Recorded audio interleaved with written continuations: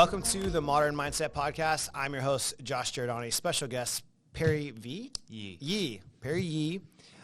Perry and I have actually met each other through a bunch of different people. You have basically a tactical business that talks about home invasion, that helps people kind of navigate through that process. Also a retired Navy SEAL. Correct. Well, not retired. I didn't do like my full 20 years, but yeah. Semi-retired. Former Navy SEAL, I guess, is what we usually say. Nice. Former Navy SEAL.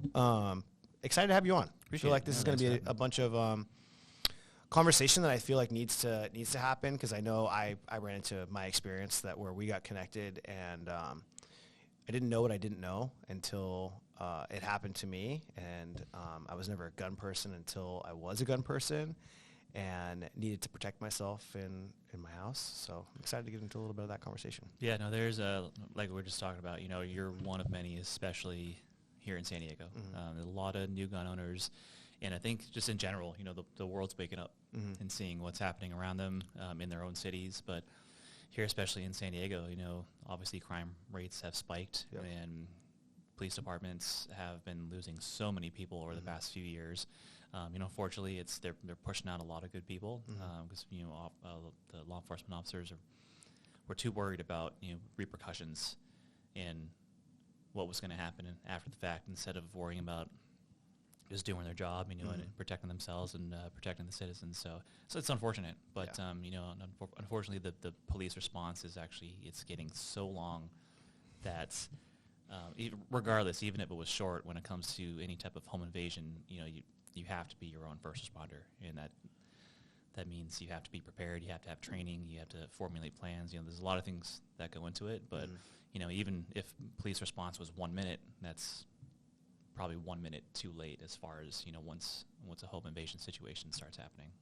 Yeah, and I want to talk about a few different things, because I feel like with a home invasion, understanding too of one, what the rules are when you do have a gun and a home invasion is taking place, but two, also like not knowing what you don't know. So I actually haven't openly talked about my situation, but we got broken into, as you know, when we were on vacation, and our door was kicked in, our house was ransacked, and afterwards it was just a reality check. We were like, okay, do we move out of the house and go rent a place and rent our house out, or do I get a gun and be able to protect myself? And I realized when we called the police, they never even showed up to our house when we called.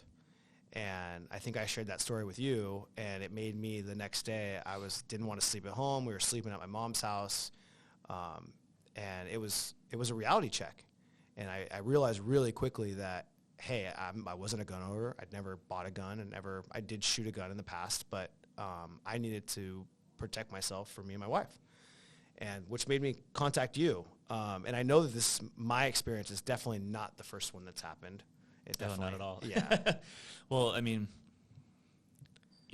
it's being a victim of a home invasion. It's violating, right? Mm-hmm. That's the home is the one place minimum where you should feel safe. You know, that's where you're going to spend most of your time. Like that's your home. It's a big violation, and so it's completely understandable having those thoughts of like, what do we do?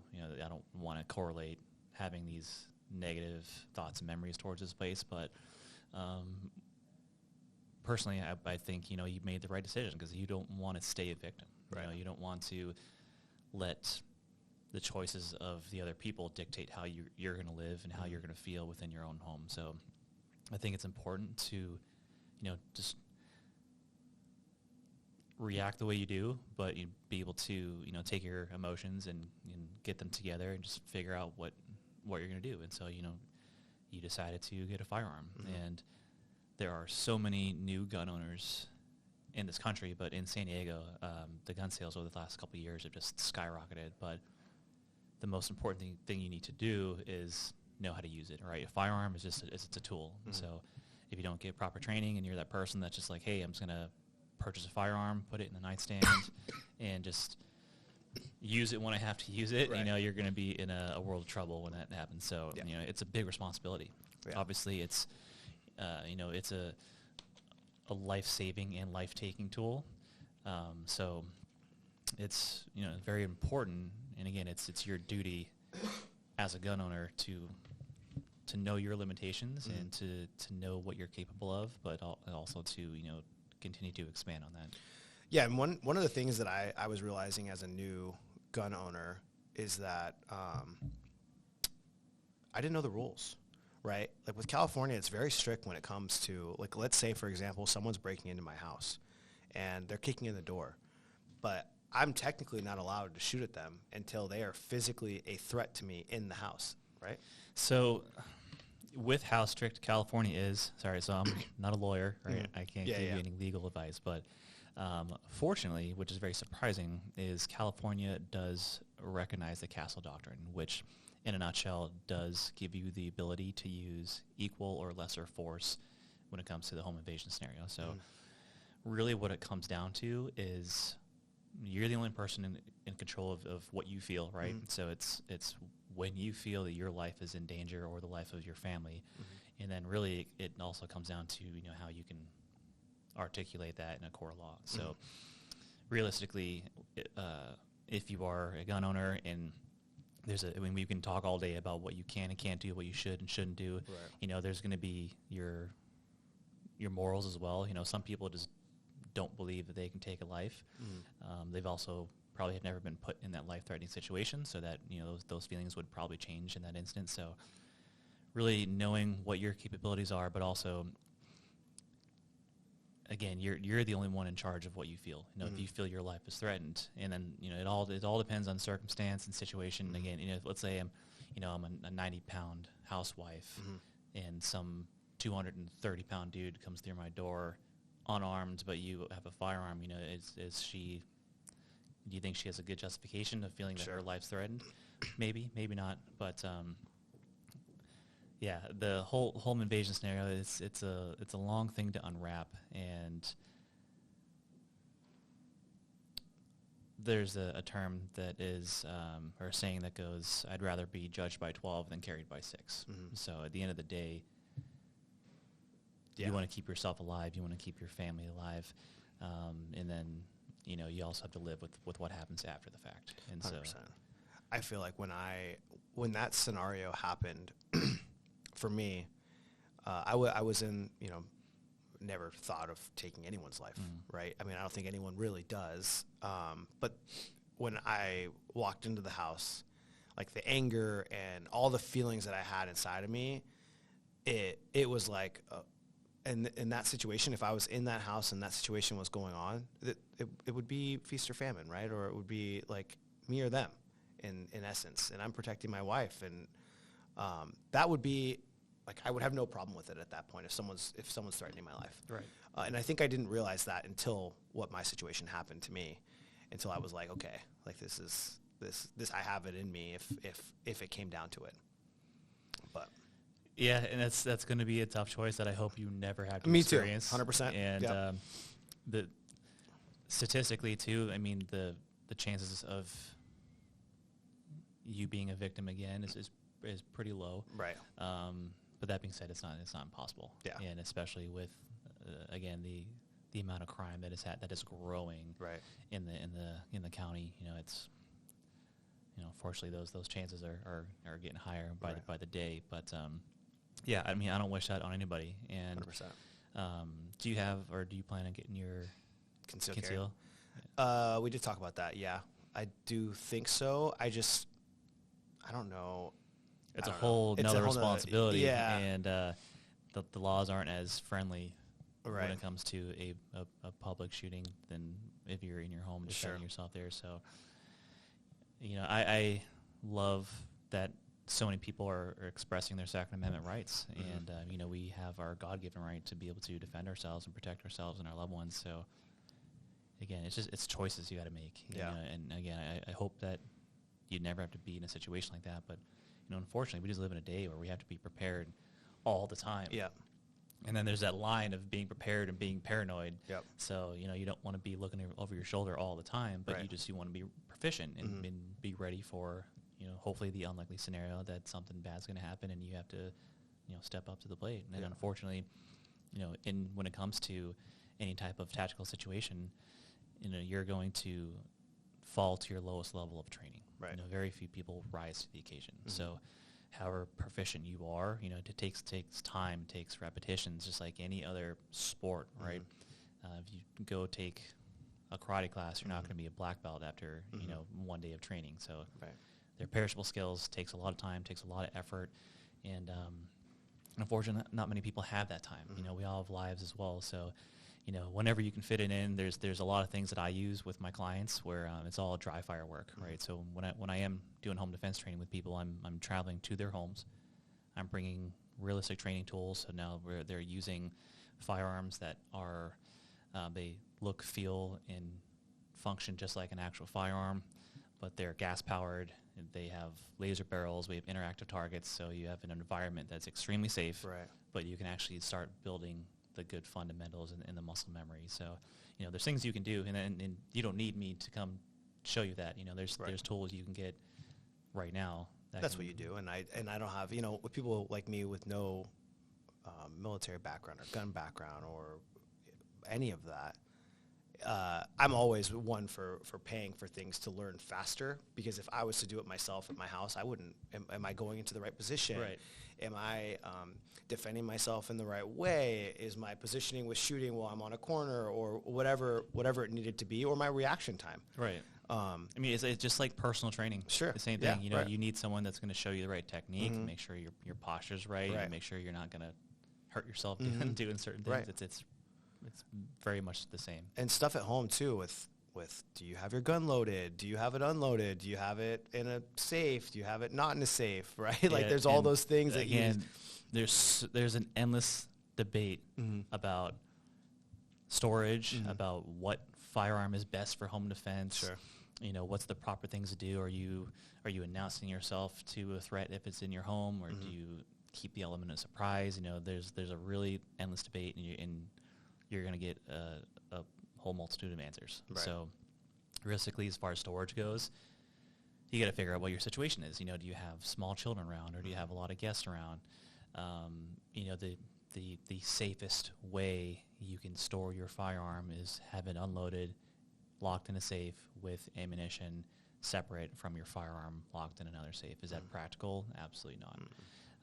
But there's lots of different things out there. The whole safe industry has grown tremendously as well. You have lock safe, you have biometric safes with fingerprints, you have keypad finger safes. There's a brand that uses your veins as well. So because your vein recognition can't be fabricated. So there's lots of different things. But also then you're looking at, is it electronic? Is it non-electronic? Electronics, you have the ability for them to fail, batteries run low, things like that. So you got to figure out what your situation is, and it's going to be different from everybody else. For me personally, for years, when I was out of the house, we had a safe in the nightstand. So gun was in the safe, it's locked up, it's secure. When we're at home, it's out and accessible and available. We have a 12-week-old baby out now. And, she's not at an age where she's moving around, but at the same time, that's something we got to think about here in the near future. So, it's all situational dependent. As far as what firearm is best for home defense, there's a very easy answer to that, and that is whatever firearm you're most proficient and consistent with. Right. I'm not going to tell you a shotgun's better than a pistol or a rifle, and you got to take into account, size, how proficient you are, ammo capacity, things like that, bullet penetration, right? And then realize what your living situation is. Do you live in an apartment? Are you going to, if you're using an AR in an apartment, are you going to be blasting through six walls. neighbors down, down the hall?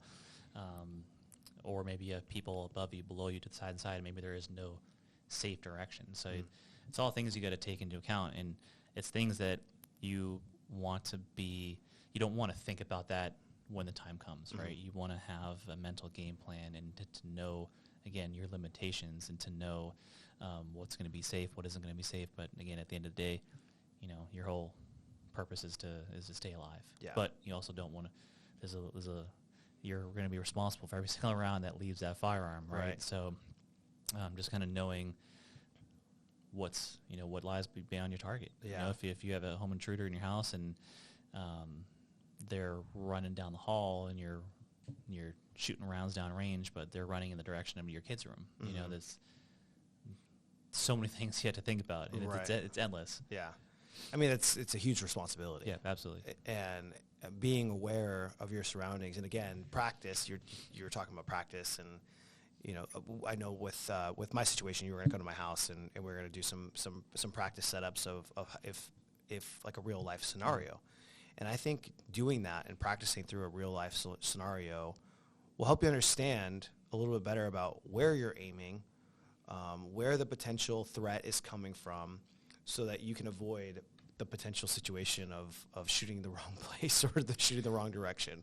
Yeah, and unfortunately, you can't game any situation, right? So, you know, I could come to your house, we could go over 10 different real life situations. Reality is, you know, you can train, but you could be in bed, home sleeping, and then have someone break in, and then you don't even know until they're already up in your room and it's too late. You know, you have no idea what's going to happen. But what you can do is start building good practices, but also you can train to a certain point. Like you can train yourself to how you're going to react immediately in certain situations. But also you got to realize too, you know, where is your firearm in relation to where you are in the house? You know, not every home invasion happens when you're in bed and your firearm's next to you. You know, you could be in your living room watching TV, and someone kicks in, you know, your slider door. Right. You know, what do you do in that situation? You know, people think, oh, I'm unarmed, and now I need to try to get to my firearm, but you probably don't have that time. So getting in that hunter mindset of the second a situation like that arises, you need to look and see what you have immediately available. Like this thing right here, it's a heavy little pot, you know, that'd be something you could pick up and throw. You know, what happens if I take this and throw it at your face? The human reaction is they're going to try to protect themselves. So maybe that gives you a second to close the distance and get hands-on. Maybe it gives you a second to turn and retreat to where your firearm is, or at least to a better defensible position. You know, maybe you have a nice, fresh, hot cup of coffee. You know, just being able to, in that moment, realize that you're already in it, and you may not be anywhere close to your firearm. Some people have couch guns, so they're the lucky ones. But again, you need to have that mindset of I'm not going to be a victim. Yeah. And in that situation, you know, I feel like most people would come to the realization pretty quickly that it's, you know, the fight, flight, or freeze is going to kick in, and 100%. You know, flight might be a good option for you. Fight might be a good option. Freeze is never an option. Right. You know, you're just putting yourself or keeping yourself in at risk there. So yeah. Do you have couch guns? You do? I don't. You don't? I thought for sure you were going to say I have a couch gun. There's like one in your nightstand. There's one in the kitchen drawer. Right. There's one that I pulls should, down man. from We the thing. have enough at the house, or we probably could. It's like a 007 movie where there's just one hidden. Technically, you have one on your waistband every day. Because you do have your concealed carry. Yeah, but I mean, you're not going to carry your house. You know? True. I mean, I know people that do, which is weird to me. One, it's not comfortable. No, yeah. In your groin. Yeah, it's not comfortable. But I know people that do. But realistically, most people aren't going to be carrying their concealed weapon on their hip while they're at home. Right. Might be closer. You know, maybe you take it off when you get home, and it is right there. You know, next to your couch or on your dining room table or something. But realistically, in that situation, you're probably not going to have it readily available. 100%. You said freeze, and I was thinking about, I've definitely had those dreams where something bad was happening, and I froze in my dream, and I woke up, and I was like panting because I just completely froze. Something, either I was getting robbed or a fight or whatever it was, and it's like a nightmare where I'm frozen. I can't help or I can't do anything for anyone else. And it's weird to think about in a real life situation to freeze, but I'm sure it happens a lot. I'm sure that's the most common one. I'm sure freeze. It's going to happen quite a bit, especially, again, if you're not mentally prepared for it. Right. You know, if you're just some person that's going about your business every day and again, not realizing, unfortunately, is we do live in a time where things are bad and dangerous, and they're not going to get better. Yeah. They're not going to get better anytime soon. So, you know, ignorance is not bliss. Right. There's too many people out there that are complacent and think that it'll never happen to them. And again, I hope and pray that it never does. But you at least have to consider the fact that it's a possibility. I was that person that thought it could never happen. Yeah. Like there was the longest time where I never locked my doors and all of that. Now it's like Fort Knox. Yeah. Got, you know, freaking so many cameras everywhere, like surveillance systems. Like anytime someone even walks remotely close to my house, I get notified on my phone now. Right. Like it beeps everywhere. And now I have guns or gun. Man, I never thought I would have to do that, but now like it does definitely makes us feel much more safe. Yeah. To touch on that, I mean, there's a lot of things you can do to fortify your home to make it a harder target. You know, when it comes to these people doing these home invasions and burglaries, they're going to choose the path of least resistance. Like they're going to try to choose an easy target. So, you know, there's tons of things you can do. I mean, you just mentioned camera systems, right? Having a lot of cameras is great, makes you feel safe, but also making sure that they're visible is one thing. You know, if you're that person that has the hidden camera in the birdhouse, it's going to do you no good for when someone's, you know, scoping out your house. Sure. So having them visible, and hopefully it'll be a good deterrence, or, you know, even having your security signs everywhere, something as simple as a beware of dog sign. You don't even need to have a dog. You know, just you can give the illusion that you do, but also like vegetation. You know, if you have windows that are easily accessible, can you plant a bush in there that's, you know, spiky and thorny and makes it harder to get to your window? You know, there's things like that. But and then inside, you know, you can put bars inside our doors, inside our windows. There's actually little alarm systems you can get for when the, you know, windows are open or doors are open. They go off. There's film you can put on your windows that are like anti-shatter film. Cool. So if they break your window, it'll spider, but it's not gonna. Interesting. Yeah, you're not gonna get all that glass in there. But if you can make your house to where, if somebody wants to get in, they have to physically break something to get into your house. You know, hopefully, if you are home, that gives you just a slight advantage of time. Right. You know, time, we never have enough of it. In that situation, it's going to be limited as well. So if you have any type of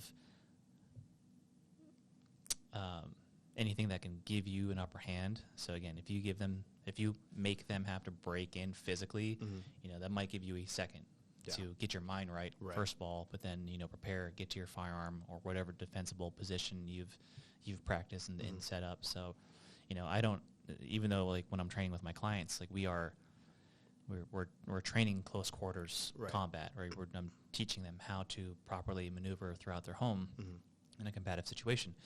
But that might not be the most practical thing. You know, you know, I'm not saying people need to go play commando and put themselves at risk. Like, you don't want to be eager to die, right?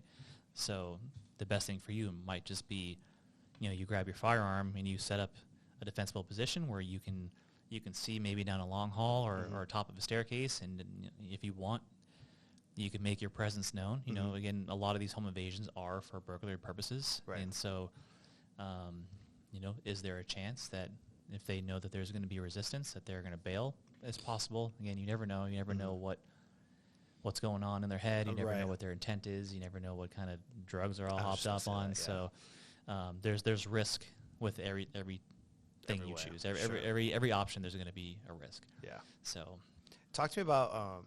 I know we were just talking about before we went on the seminar that you're doing.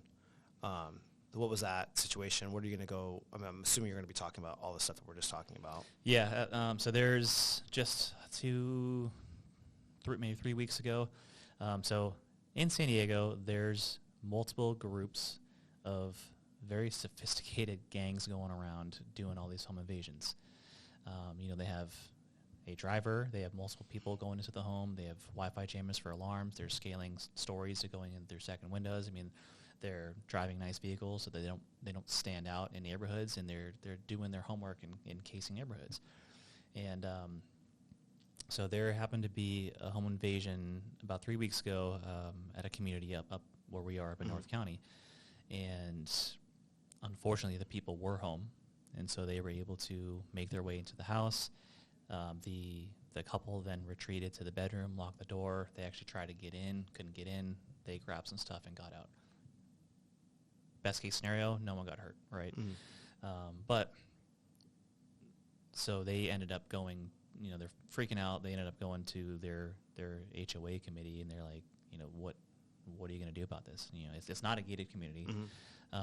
So the HOA basically said, we'll get in touch with some people. And so they ended up contacting the sheriff's department, which they actually had a very good response time when it happened. I think it was about like a 4-minute response time, which is insane right now.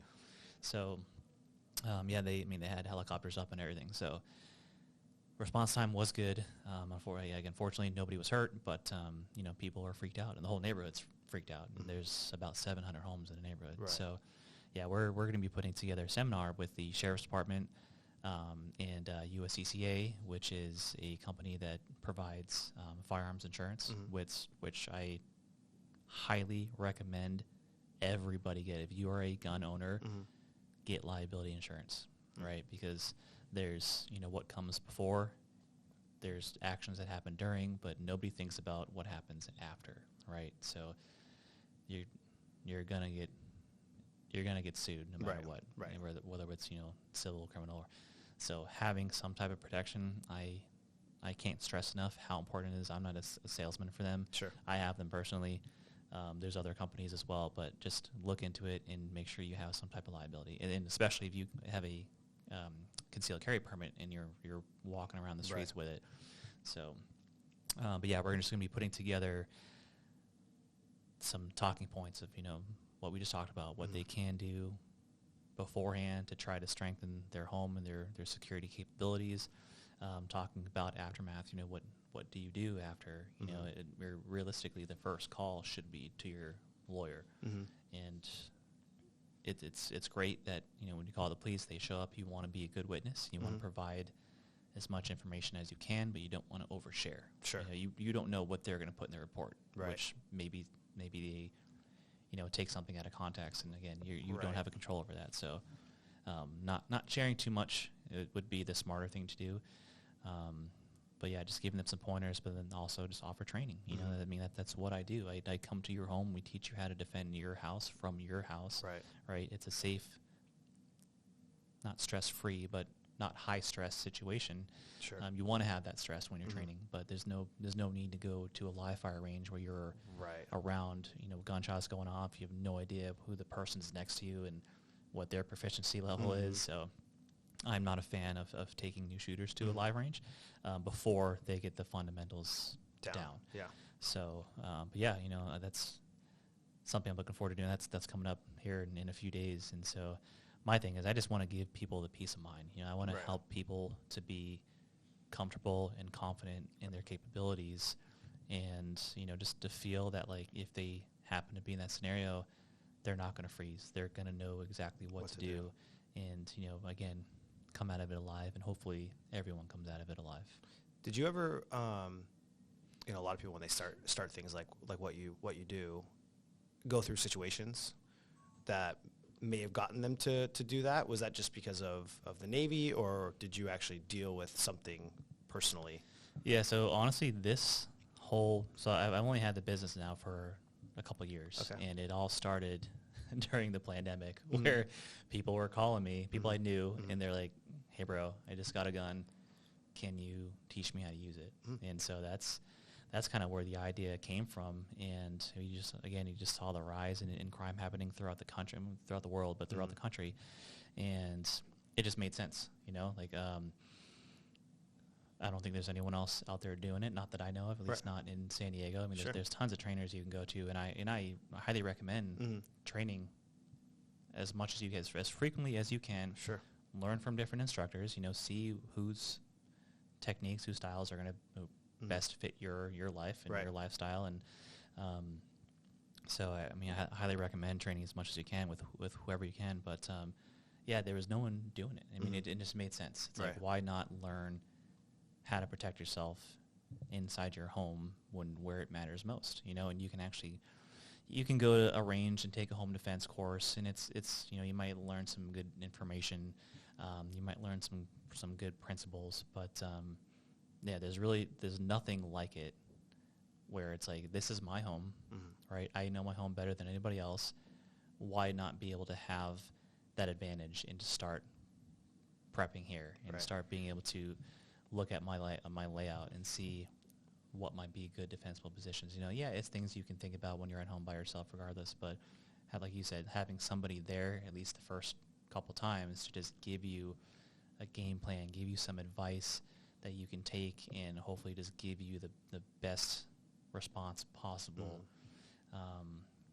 But yeah, I mean, I love doing it. I love teaching. I've been teaching tactics now since 2014. That's awesome. And I love doing it, and it just, I get the reward of these people.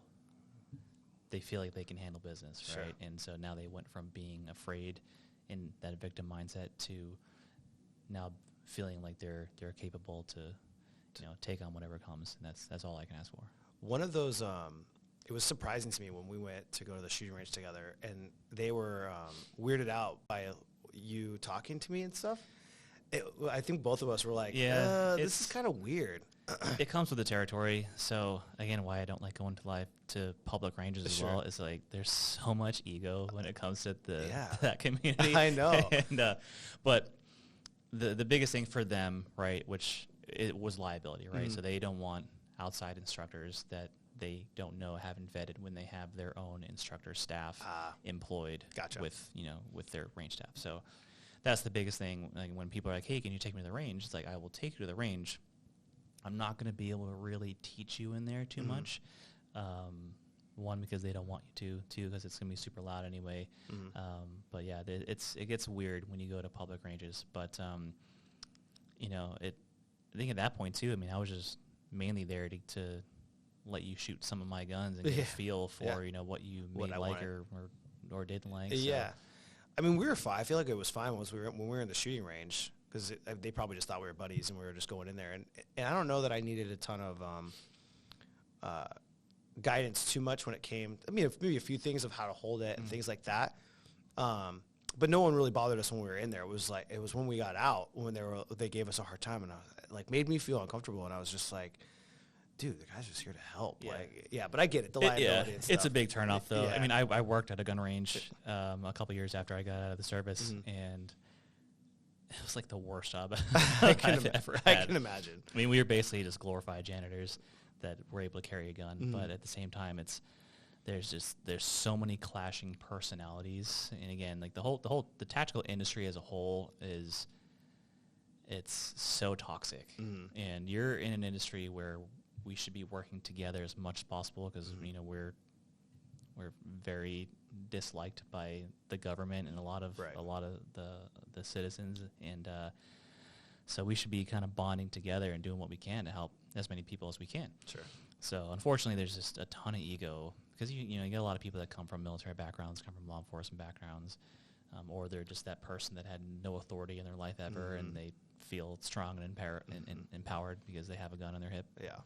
But it's unfortunate. There's just a ton of, it's a mix of ego and insecurity stirred in a pot, and the same. It's, you can tell that some of them are like a little hot-headed. Yeah. It's like it happens. And I even went after I got my gun. I went to go to another gun store just to go look at some other guns, just because I was curious. Yep. And then of course I'm like, I bought mine. I'm like, put a sight on it, and do a few things to it.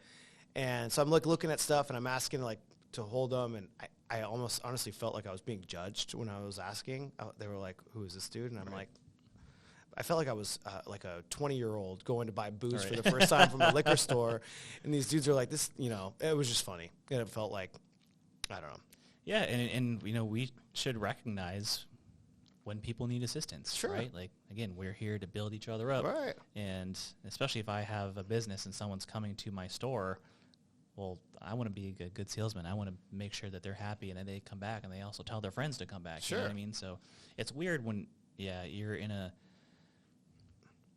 business that provides a service and you aren't doing your part to make your customer feel comfortable. Yeah. And it's weird. I mean, it's like one of those things when you first go to the gym or whatever, you don't know what you're doing when you're going in there. And, no one's judging you. No one gives a shit, like, if you're doing your exercise wrong, but you slowly try to figure it out. But if you go to a personal trainer, they're not going to, give you a hard time. Right. But like when you go to a gun store, you would think that someone would just kind of guide you in the right direction or give you advice. Like I went to go ask, like, oh, what can I put in terms of sights? Do you guys have anything in stock? How does it work? Like, can I bring it to you and you guys install it? And every time I asked something, it was just like the end of the world. Like I shit in his Cheerios, and I was just bothering him. And so it was just like, I haven't gone back since. I was like, man. It's common, unfortunately. I know. It's so common in this industry, but there's a lot of good people in it I'm as sure. well. Yeah. I mean, I know a ton of good people. I mean, there's people that I would love to work with and do work with, and there's some that I try to avoid by all means. So, I mean, when the longer you're in this world, you can have this distinguish the capabilities of knowing, like, maybe if I'm who's not going to be a good dude, who's right. going to be maybe if I a hard ass. start to get the lingo better and not be such a gun noob. Yeah, but that's it shouldn't matter. Yeah, True. Any new projects that you're working on? Anything that you got coming up? Not really. We're just trying to get into more homes right now. At this point, the nonprofit I run, we're trying to get back on schedule with that as well. So we're also trying to plan our events for the year and get back to what we do with them.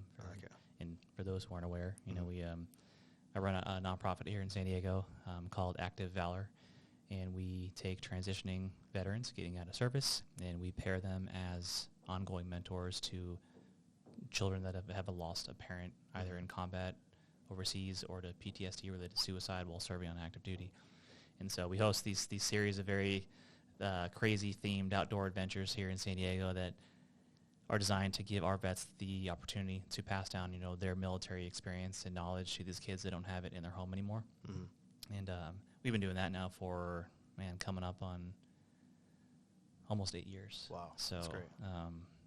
We ended up having to slow down towards the end of last year just with the pregnancy, and it's just myself and my wife that run it. So, we had to slow down quite a bit, but now I'm just trying to get back in the swing of things and getting back to getting our community together. How do you reach out? How do you find people who would be in that situation? So now they find us. Okay. And for the first one was difficult. So our first event with the Gold Star family, which is the families that have lost a loved one in service, the first big event that we had was September of 2017.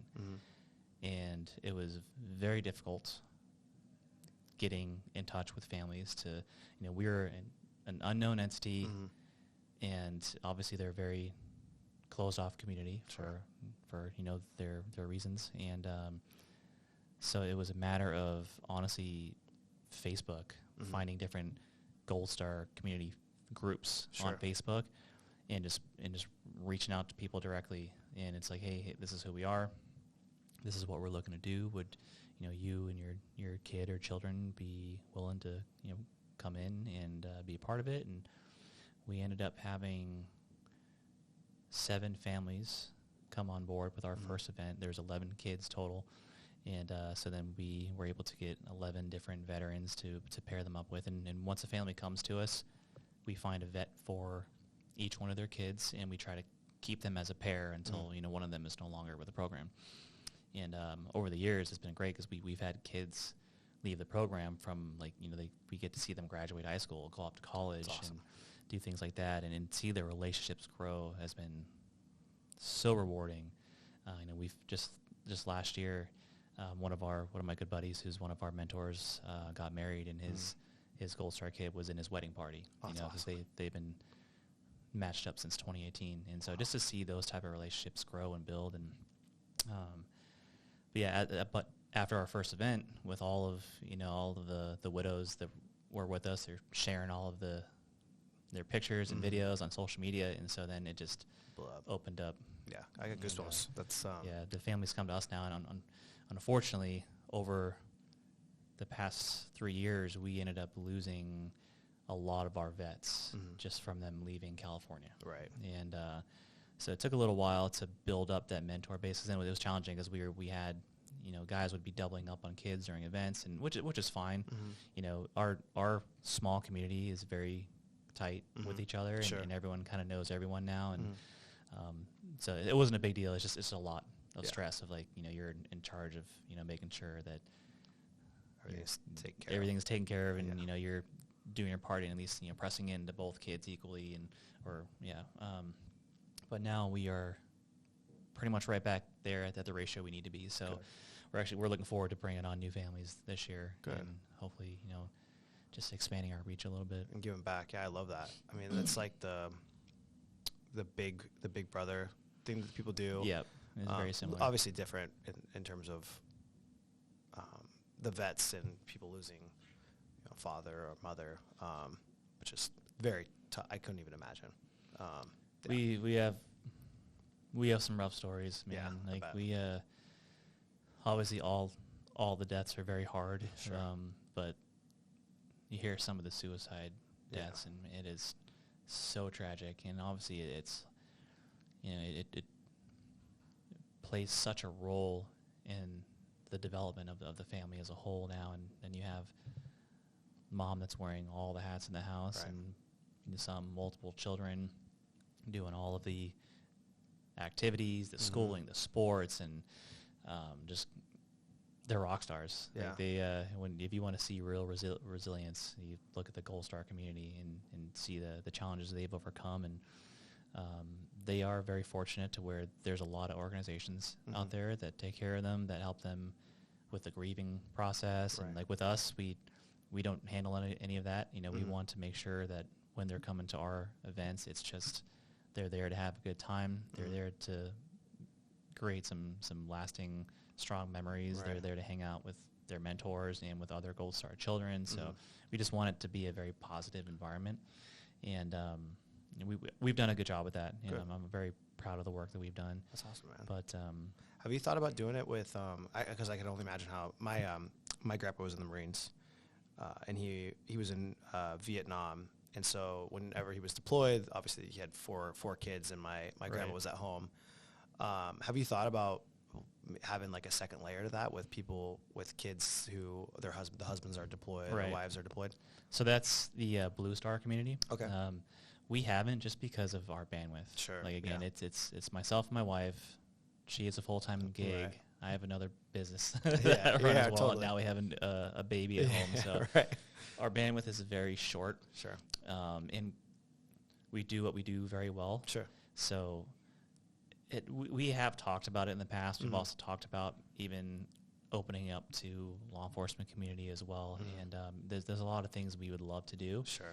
It's just a matter of time. We just want to make sure we don't scale back too far in what we're doing now, which again we did over the last year, which we weren't super happy about. But circumstances is played out the way they did, and obviously like pregnant wife at home and dealing with that is not in a negative way. No. She was great, but just dealing with she can't physically do a whole lot. Sure. So it becomes challenging, especially with time and effort and all that stuff. Yeah, I mean, if you had more people and it was different, I'm sure.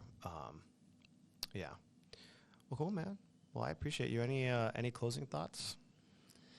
No, I just want to encourage people to try not to live in fear these days. I know it's easy, and I talk to people all the time about again what's happening throughout the world, and just realize there's so much good still happening, and there's a lot of patriots in this country that are working hard towards just making sure that our values stay what they are. 100%. But all you can do is be prepared. I'm more than happy to talk with people and to give guidance and advice as much as I can with my experience, and that's basically it. Just stand firm and don't be a victim, and just be prepared. And unfortunately it's our reality is our world's a lot different than it was 5-10 years ago, but just got to adapt. And everyone has the means to do so. It's just a matter of mindset and what steps they take to move towards that and be a better protector for their family. Actually, this past week I was out in Florida at an event. It was called the Protector Summit, and it's hosted by a good friend of mine who is a former SEAL as well, has a training company out there. But it was an all-men's conference, faith-based as well. And so to see all these guys coming together from all over the country, we had a couple of guys from outside of the country fly in as well. A couple of our coaches, our fellow coaches came in from out of country, and just to see a bunch of men come together and get filled with the Word, most importantly, but also to go through all the courses we were teaching. I mean, we were doing close quarters maneuvering, we were doing live fire shooting, we were doing combatives, and going, which is like the hands-on process of either self-defense, but also how to fight with your weapon as well, and how to overcome people trying to steal your weapon and things like that. And then they were doing tactical medicine, so they were learning a lot of good skills. But just see these guys come together, and they're all there to become better men, to become more godly men, but also to become better protectors for their family and their communities. And there needs to be more of that. There needs to be. We're so divided, 100%. and it's very tragic to see how separated the country is as a whole. But all you can do is with the like-minded people, just try to build each other up. And there's not enough of it. Yeah, I love that. Yeah, I feel like with politics these days, it's like we're in different gangs. Yeah, we just like, I don't understand it. I feel like it's just over the last 10 years, it's just been a weird. Yeah, it's all by design. Yeah, yeah, it is what it is. Well, cool. Well, where can everyone find you? I'm going to have your show notes in the description, but. Yeah, sure. So the training company is called Fortified Measures, and you can head to fortifiedmeasures.com, or you can look at the different courses. Actually coming up here soon, we're going to have a newsletter, so if people sign up for the newsletter, we'll start sending out some PDFs and give some tips and advice that people can do right now to help fortify their home, which things we talked about here, so that it just gets a little bit more in depth. And then we're also on social media with Facebook. It's just Fortified Measures. With Instagram, it's Fortified_Measures. And then my personal channel is just Perry Yee, all one word. And Active Valor is our nonprofit. So if people want to see our journey and be a part of it, we love opening up to the community, especially with our events. Sometimes it takes a lot of volunteer work for it. So we try to provide some type of ways where people can just be a part of it and help give back. I love that, dude. Honestly, I'm glad you came on, because I feel like it was something that I wanted to talk about, because it was a situation that I just didn't know, and we met due to a circumstance that I was in. So I'm glad you came on, and hopefully people got some good game from it. And I appreciate you. No, thank you. Thank you for having me on, and hope people got some value. Yeah, love it. Appreciate you guys watching. Thanks again. Don't forget to subscribe and leave a 5-star review, and we'll see you on the next episode.